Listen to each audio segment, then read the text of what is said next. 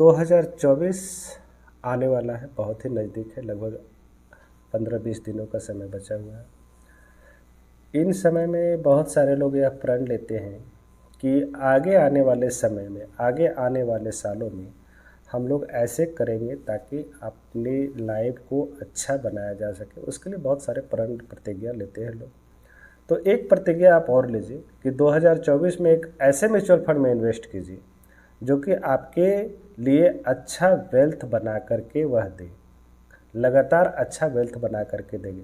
अगर आप mutual fund में नए हैं, किसी ऐसे फंड की तलाश में हैं जो कि आपके लिए एक अच्छा खासा रकम तैयार कर सके, रिटायरमेंट फंड तैयार कर सके, बच्चों के एजुकेशन के लिए तैयार कर सके, उनकी शादी के लिए अगर अच्छा फंड तैयार करना चाहते हैं, तो यह जो है वीडियो आपके लिए उपयोगी साबित हो सकता है।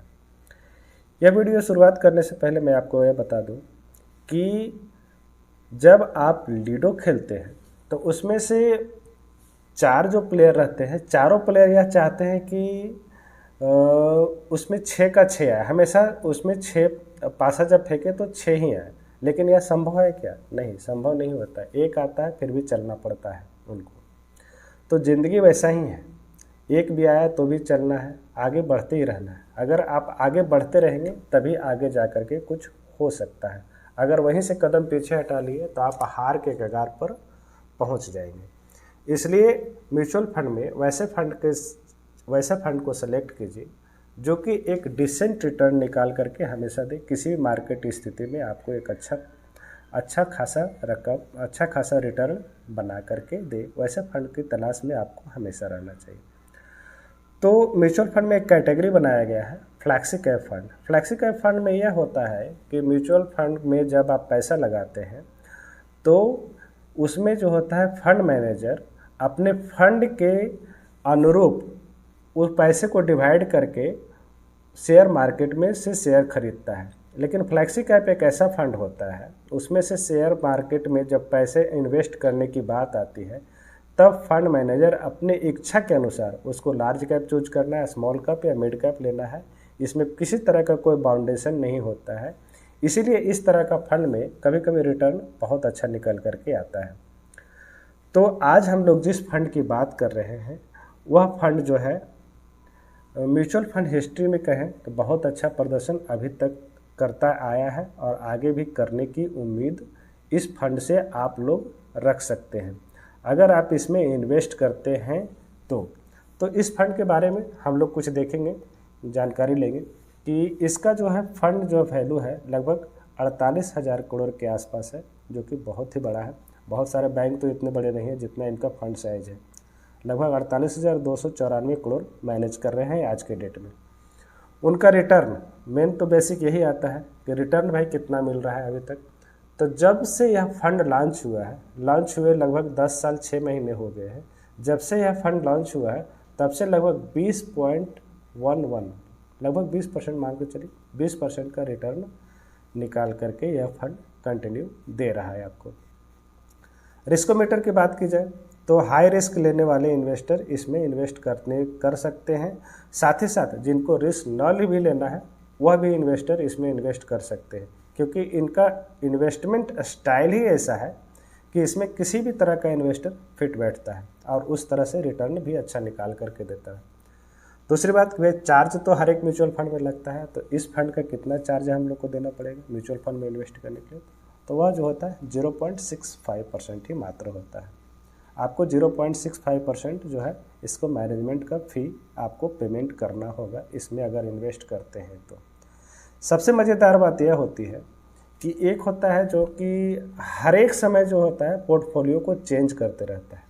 तो यह जो फंड है, खास करके पराग पारिक की जो बात हम लोग आज कर रहे हैं, वह फंड जो है अपने पोर्टफोलियो को बहुत ही लिमिट मात्रा में चेंज करता है। आप देखेंगे कि ये जो दिखा रहा है 4.79, कहने का मतलब यह है कि यह फंड जो है 1 सालों में मात्र जितना सिक्योरिटी होल्ड कर रहा है, जितना स्टॉक्स को होल्ड कर रहा है, उसका मात्र 4.79% ही खरीद या बिक्री के लिए उपलब्ध कराया गया है। बाकी फंड में देखेंगे, जैसे क्वांट का यहाँ पर मैं कंपेरिजन में लेकर रखा हूँ, उसका जो है 364, मतलब कि लगभग आपके पोर्टफोलियो को लगभग 3.5 बार बदल दिया जा चुका है। इसलिए वैसे फंड से में तो रिटर्न अच्छा आ जाता है, लेकिन जब मार्केट किसी कारण से ऊपर नीचे होता है तो इस तरह के फंड में प्रदर्शन जो है गड़बड़ाने के चांस रहता है। इसलिए आप वैसे फंड को सेलेक्ट कीजिए जहां पर कि टर्नओवर पोर्टफोलियो का टर्नओवर रेशियो कम हो। इस बात को आप ध्यान में रखिए। उसके बाद आते हैं मेन मुद्दा रिटर्न की बात कि भाई ये कितना रिटर्न अभी तक निकाल करके दिया है। तो हम लोग बात करेंगे 10 सालों की बात करेंगे तो लगभग 10 सालों में लगभग 20% का रिटर्न। 7 सालों के पिछले 7 सालों की देखेंगे तो वहाँ पर भी 20%। 5 सालों की बात की जाए लगभग 23%। वहीं पर 3 सालों की बात की जाए लगभग 24%। 2 साल की बात करेंगे लगभग 12% का रिटर्न। 1 साल की बात करें लगभग 31%। वहीं पर ईयर टिल डेट की बात करी जाए तो लगभग 35% का रिटर्न इन्होंने बना करके दिया है। ये तो कहेंगे भाई ये तो ठीक है, ये अपने फंड के अनुसार से अच्छा प्रदर्शन किया है, लेकिन ये कैटेगरी वाइज क्या इनका जो कैटेगरी जो है उसको ये बीट कर पाए हैं या नहीं। तो इसमें देखते हैं हम लोग रिटर्न के दूसरे माध्यम में देखेंगे कि यह बीट कर पाया है या नहीं। तो इसमें देखिए आप कि जो है एक कैटेगरी एवरेज है जिस कैटेगरी में इन्वेस्ट करते हैं और ये फंड का प्रदर्शन है। आप देखिए 1 साल में इस फंड का प्रदर्शन 32%, वहीं कैटेगरी एवरेज है 21%, यहाँ भी हाईएस्ट रहा है। 3 साल की बात की जाए लगभग 24%, वहीं पर कैटेगरी एवरेज लगभग 20% है, वहाँ पर भी लगभग 4% ज़्यादा है। 5 सालों की बात की जाए कैटेगरी एवरेज 17 है, वहीं पर इस फंड ने लगभग 23% का रिटर्न निकाल कर दिया है। 7 साल की बात की जाए 7 साल के टाइम फ्रेम में कैटेगरी एवरेज लगभग 16% है, वहीं पर लगभग ये 21% के आसपास रिटर्न निकाल करके दे रहे हैं।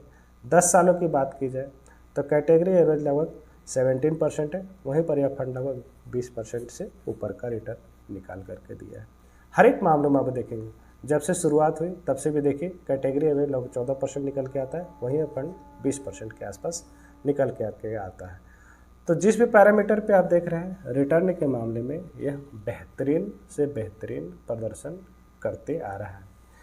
अब अगर इसका क्वार्टर वाइज रिटर्न देखना चाहें वो भी मैं आपको दिखा देता हूँ। क्वार्टर वाइज रिटर्न में आप देखेंगे कि हर एक क्वार्टर टू क्वार्टर इनका प्रदर्शन लगभग अच्छा खासा रहा है।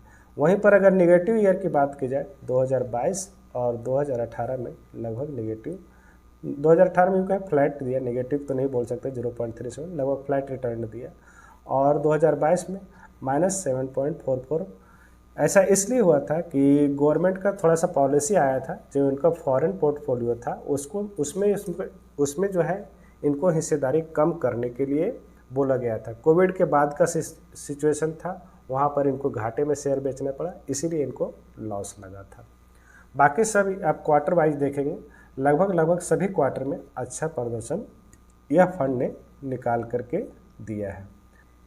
इस फंड के रिस्क की बात की जाए तो आप देखेंगे कि स्टैंडर्ड डिविएशन इस फंड का मात्र 11.3% है, वहीं पर इसका देखा जाए क्वांट का 17.91% है। तो स्टैंडर्ड डिविएशन यह दर्शाता है कि जब मार्केट ऊपर या नीचे होता है तो यह फंड कितना ऊपर नीचे होता है। तो सिंपल सा फार्मूला है कि किसी भी फंड का स्टैंडर्ड डिविएशन जितना कम होगा वह फंड उतना ही बेटर होगा, क्योंकि मार्केट के उतार चढ़ाव में वह उतना ही अच्छा तरीके से मैनेज करता है। तो इस मामले में यह बेहतरीन है। वहीं पर अल्फ़ा की बात की जाए तो अभी तक जो है अल्फ़ा 7.73% का निकल के आता है। हालांकि हायर रिस्क लेने वाले जो है क्वांट की बात की जाए वहाँ 10.11% का अल्फ़ा निकल करके आ रहा है। ठीक है, मैं तो इसकी बात नहीं कर रहा हूँ, मैं फिलहाल अभी पारस्परिक की बात कर रहा हूँ। बीटा जो कि फार बेटर है 0.65%, जो कि बहुत ही अच्छा है। वहीं पर शार्प रेशियो की बात की जाए, शार्प रेशियो जितना ज़्यादा होगा उस फंड का प्रदर्शन उतना ही अच्छा माना जाता है। इस बात को आप लोग ध्यान में रखें। इसका शार्प रेशियो 1.54% है। इसके बाद हम लोग देखेंगे कि यह जो फंड है लगातार अच्छा प्रदर्शन तो कर रहा है, इसके पोर्टफोलियो में कितने सारे शेयर हैं जो कि इसको अच्छा सपोर्ट देते हुए अच्छा प्रदर्शन करते आ रहे हैं पिछले कई सालों से। तो पोर्टफोलियो डिटेल में हम लोग देखेंगे कि यह जो फंड है इसमें कितना स्टॉक्स रखे हुए हैं अभी तक। तो इस फंड में अभी तक जो है फिलहाल बढ़ा करके 39 स्टॉक, पहले 25 था, अभी बढ़ करके जब फंड साइज जब बढ़ा तो इसमें नंबर ऑफ स्टॉक्स बढ़ाना पड़ गया। 39 स्टॉक्स इस फंड में अभी फ़िलहाल मैनेज किए जा रहे हैं। टॉप 10 की बात की जाए तो टॉप 10 का होल्डिंग लगभग 55% के आसपास है। टॉप 5 स्टॉक्स जो इसमें रखा गया है वह है 30%। टॉप 3 स्टॉक्स की बात की जाए तो वहाँ पर 20% का होल्डिंग है। और पी पे बी रेशियो जो कि होना चाहिए 20 से कम, वो बहुत अच्छा है पी रेशियो, आप इसमें इन्वेस्ट कर सकते हैं। डिटेल पोर्टफोलियो की बात की जाए तो इस फंड का जो डिटेल पोर्टफोलियो है वह भी हम लोग देखेंगे। आइए उसके बारे में भी देखते हैं कि डिटेल पोर्टफोलियो में यह क्या क्या रखे हुए हैं। तो इसमें जो है जैसा मैंने बताया आपको कि इंडियन इक्विटी के साथ साथ फॉरेन इक्विटी भी इसमें इन्वेस्टेड है। तो सबसे पहले जो है HDFC बैंक का होल्डिंग लगभग 7.95% है।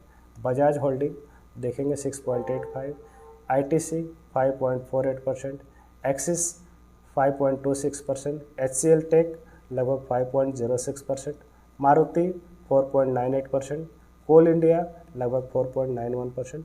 इस तरह से आप देखेंगे तो हर एक का होल्डिंग यहाँ पर दिखाया गया है कि किसमें कितना परसेंट का हिस्सेदारी रखा गया है और किस तरह से फंड को मैनेज करके चलाया जा रहा है। वहीं पर आप लोग को यह बात बता दूं कि यहाँ पर फॉरेन पोर्टफोलियो में 3-4 फंड का नाम यहाँ पर है, जो कि देखिए यहाँ पर माइक्रोसॉफ्ट जो कि US का टेक्नोलॉजी स्टॉक है उसमें 4.79%, अल्फ़ाबेट इंक का 4.28%, अमेजॉन का 3.43% और चौथा स्टॉक है फेसबुक का 3.34% का होल्डिंग इसमें बरकरार है। यह फंड जो है फंड मैनेजर जो है राजू ठक्कर है। राजू ठक्कर का स्टॉक सिलेक्शन का क्राइटेरिया एक ही है, 4 तरह से वह स्टॉक सिलेक्शन करते हैं। बाई एंड होल्ड के स्ट्रेटजी अपनाते हैं, वैसे स्टॉक को सेलेक्ट करते हैं जो कि इन्वेस्टर फ्रेंडली हो, लगातार डिविडेंड देता रहो, आगे आने वाले फ्यूचर उसका अच्छा हो, स्टेबिलिटी बना हो, कर्ज उसके पास ना हो, इस तरह के स्टॉक्स में वह ज़्यादा इन्वेस्ट करना पसंद करते हैं। अब इस फंड में अगर आप लोग नए साल में 2024 में इन्वेस्ट करना चाहते हैं तो SIP के जरिए आप ज़रूर शुरुआत कर सकते हैं। SIP सबसे अच्छा टूल्स होता है इन्वेस्टमेंट के लिए, जहां पर कि आपको रुपी कॉस्ट एवरेजिंग का बेनिफिट मिलेगा। अब एक एग्जाम्पल के जरिए आपको दिखाते हैं कि अगर SIP आप शुरू करते हैं तो SIP शुरू करना आप लोग 1000-2000 से शुरू कर देते हैं या 5000 से शुरू कर देते हैं, लेकिन उसको टॉपअप करना भूल जाते हैं। आपको मैं एग्जाम्पल्स के जरिए बताता हूँ। यहाँ पर ये देखिए, ये जो है 15/10/2020 को एक SIP चालू किया गया था लगभग 2500 का, 15/10/2020 को। इस बात को ध्यान में रखिए। फिर इसे देखिए किस तरह से बढ़ाया गया। यह फंड जो है इसी फंड में इन्वेस्टमेंट को किस तरह से बढ़ाया गया, उसके बाद जो है बीच बीच में टॉपअप भी किया गया है। और देखिए ठीक 1 साल के बाद ऑलमोस्ट लगभग 28/10/2021 को SIP जो है बढ़ा करके यहाँ पर 2500 से 3500 कर दिया गया। फिर आगे चलते हैं, ये 2021 की बात हो गई। 2021 2022 तक आते आते बीच बीच में देखिए कहीं कहीं का टॉपअप भी रहेगा, इसमें टॉपअप भी किया गया है। उसके बाद 2022 की बात की जाए तो 24/8/2022 को इसका SIP 3500 से बढ़ करके 5000 किया गया। ये हो गया 2022 में। फिर 1 साल लगभग चला SIP। इस तरह से अगर आप लोग टॉपअप करते हैं तो आने वाले मार्केट में आपको ज़्यादा यूनिट्स मिलेंगे और उससे आपको ज़्यादा बेनिफिट होगा। फिर यहाँ पर 2023 में देखेंगे, 2023 में देखिए 29/7/2023 को SIP का SIP का अमाउंट जो है 5000 से बढ़ा करके 6000 किया गया। इस तरह से अगर लगातार आप लोग जो है हर एक साल SIP अमाउंट बढ़ाते हैं, 1000 से 2000 से शुरुआत तो कीजिए, लेकिन उसको ज़रूर आप लोग बढ़ाते रहिए। अपने सामर्थ्य के अनुसार से आप लोग उसको ज़रूर बढ़ाइए, तभी उसमें आपको म्यूचुअल फंड में ज़्यादा बेनिफिट मिल पाएगा। तो ठीक है, अगर आप 2024 में नए फंड के साथ शुरुआत करना चाहते हैं तो पराग पारिख जो है फ्लैक्सी कैप फंड आपके लिए बेटर ऑप्शन हो सकता है। आप इसमें इन्वेस्टमेंट की शुरुआत कीजिए, इन्वेस्टमेंट ज़रूर कीजिए। 2024 में जिस तरह से प्रण देते हैं कि मेरा हेल्थ अच्छा रहेगा, मेरे और ये सब चीज़ काम होने चाहिए, उसी तरह से आप ये भी इन्वेस्टमेंट के बारे में भी आप एक प्रण ले लीजिए कि हम लगातार इसमें SIP के जरिए इन्वेस्टमेंट करते रहेंगे, ताकि आने वाले समय में आपका अच्छा हो, हेल्थ भी और वेल्थ भी। तो आज की वीडियो में इतना ही। वीडियो देखने के लिए बहुत बहुत धन्यवाद। वीडियो अच्छा लगे दोस्तों के साथ शेयर कीजिए, सब्सक्राइब ज़रूर कर लीजिए। Thank you.